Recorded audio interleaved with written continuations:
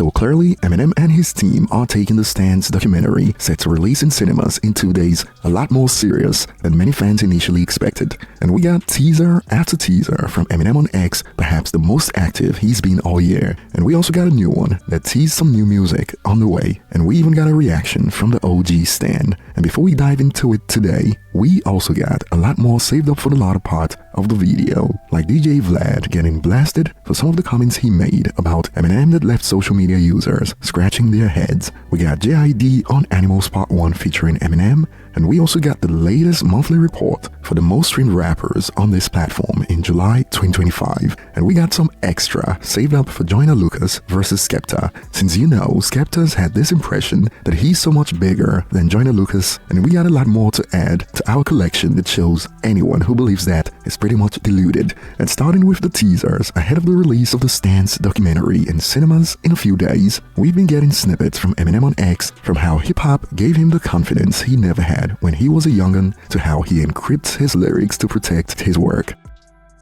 Every time I write, there's different stages of it. And that's one of the reasons that I keep a book now and I never get writer's block.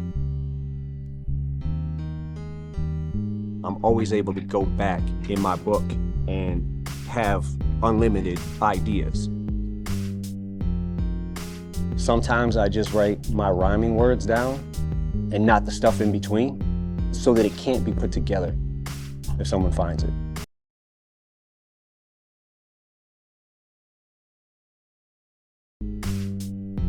Hip-hop was the most important thing that empowered me as a kid. It made me feel tough when I wasn't.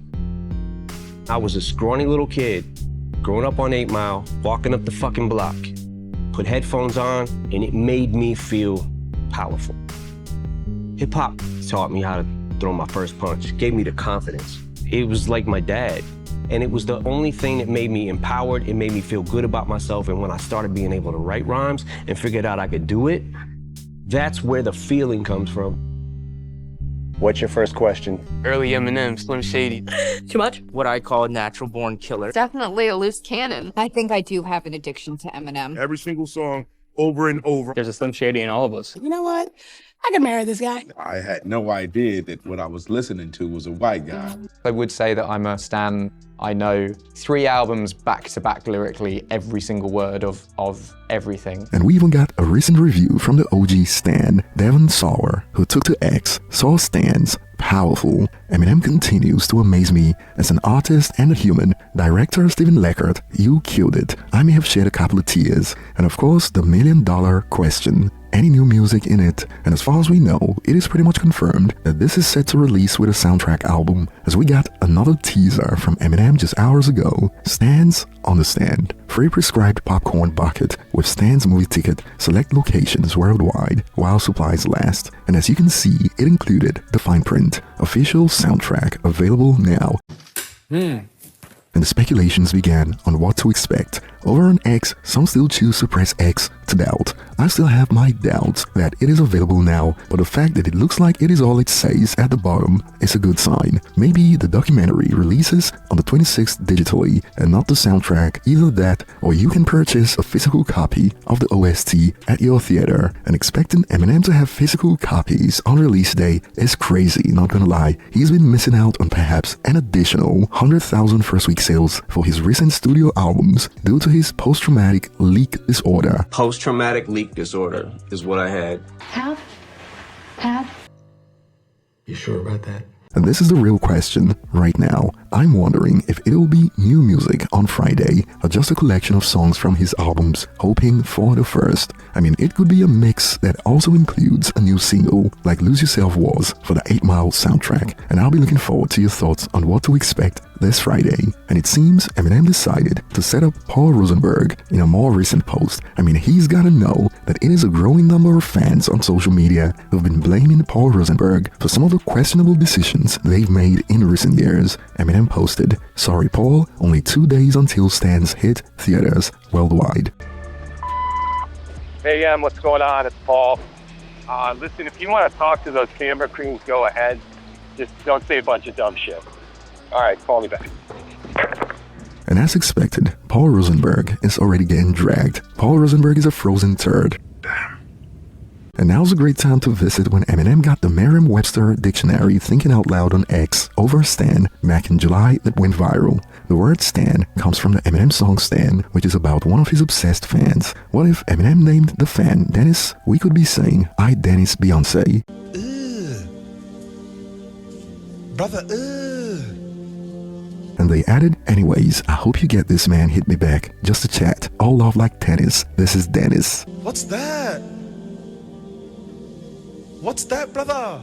And moving on to the next point, Happy Gilmore 2 ended up breaking records on Netflix. It reportedly opened with 46.7 million viewers. That made it the biggest US opening weekend of all time for a Netflix film. However, while users were on the web rolling on the floor laughing at the clips and snippets that made its way to social media, Vlad was more preoccupied with Eminem's appearance instead, and this led to a roasting session. What is going on with Eminem's face in Happy Gilmore 2? As I was watching it, I honestly thought he was wearing a mask, and perhaps Vlad mixed up the wig and some on-set makeup for a mask. I don't know, but the pile on began. He looks the damn same. You're a bit pissed you never got that interview, Stan, and things escalated quickly. There's nothing wrong with his face. Your face, on the other hand.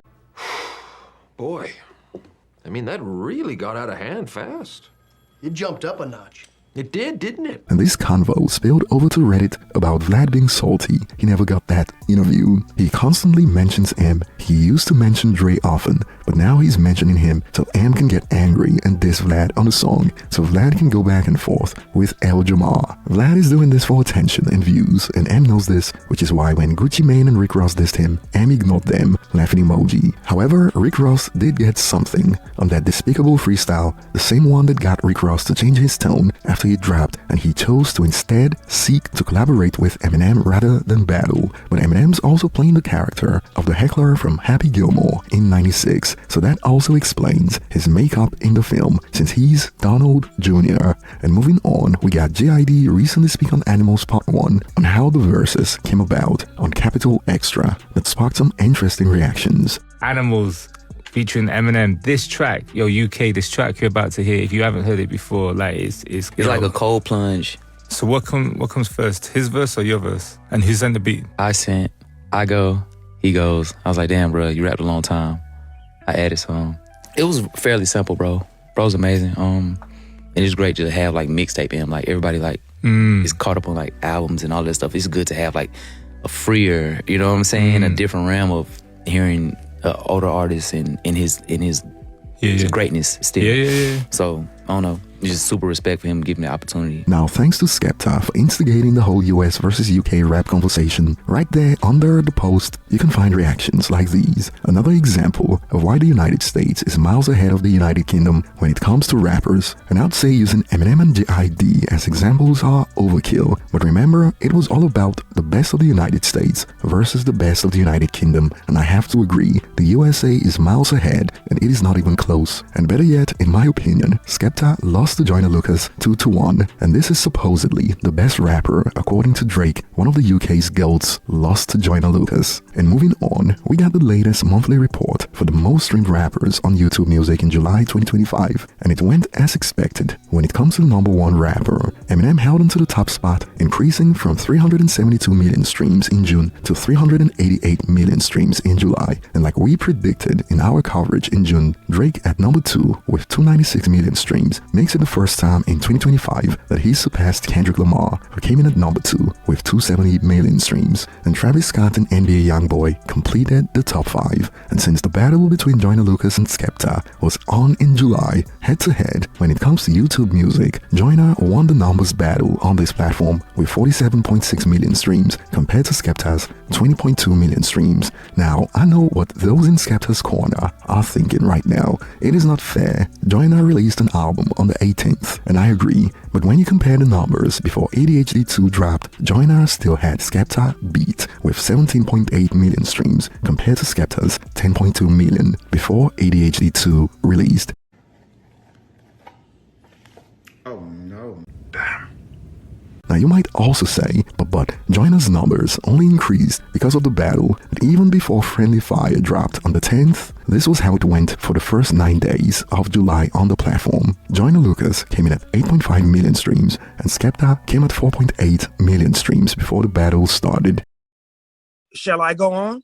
Now, we weren't around to cover the story last week, but we got Skepta trying to take credit for ADHD 2's success on X when chart data revealed that ADHD 2 debuted at number 31 with 19,000 sold, but got this reaction from Skepta: "Where's my money? Kiss my teeth." Skepta got it in his mind that he's this artist helping out Joyner since they started, but if you've been following our updates, you know that this is far from the truth. And Joyner reacted with thinking emoji and a screenshot of Skepta's album sales that showed projected sales of 7,000 first week for his last album, and sadly the official charts never provided official figures for Skepta's first week sales, while some third-party reports suggested 10,000 sold first week. So even in the United Kingdom, grime artists are still a long way from doing the peak numbers of US rappers, even their GOATs. Because some users came for Joyner Lucas with this: "You want to compare the US market and the UK market? You bum clown. And Skepta is a legend in the United Kingdom. You're just another dude, an Eminem wannabe." Well, since Skepta is so legendary in the UK market and we want to account for its size, how come he fails to match the numbers of US rappers in the United Kingdom? For instance, Eminem's Revival did over 100,000 first week in the United Kingdom. My bad. Like I said, grime legends still got a long way to go to catch up to US rap legends in their own home country. And by the way, Joyner Lucas got 2 certifications in the United Kingdom right now. Can't say the same for Skepta in the United States right now. Clear as day from the RIAA database. And I saw users pull up monthly listeners to use this as proof that Skepta is outstreaming Joyner. Professor Dumbass! Let me just take the glasses off, bro. Using this as a metric to prove their point. And I didn't expect people on Skepta's side to be this ignorant, all things considered, when the actual streams show Joyner Lucas is also ahead by lead streams and solo streams, all while Skepta is carried by features that don't count to an artist's tally. These people are mad that the United Kingdom GOAT is pretty much equal to Joyner Lucas when it comes to the numbers. It is hilarious. But over to you guys, share your thoughts below, and thanks for watching, and I'll see you on the next one.